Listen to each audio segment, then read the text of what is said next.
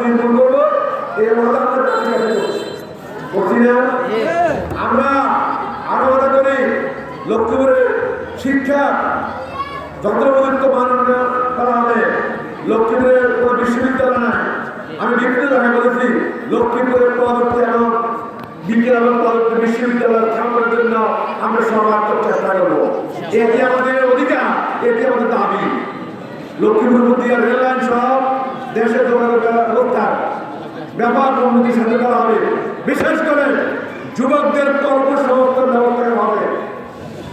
আমাদের একটা বিদ্যুৎ শিল্প আমাদের আছে, বেকার পড়ে আছে, এখানে ক্ষুদ্র শিল্পগুলি যদি আমরা তৈরি করতে পারি। এছাড়া আমরা যদি যুবকদের কর্মসংস্থান ব্যবস্থা করতে পারি, যুবকেরা কি মাদক সেবন করবে, যুবক হবে এবং খেলাধুলার যাবতীয় ব্যবস্থা যদি করা হয়, যুবকরা বিকেলে এখন মোবাইল নিয়ে ব্যস্ত থাকে।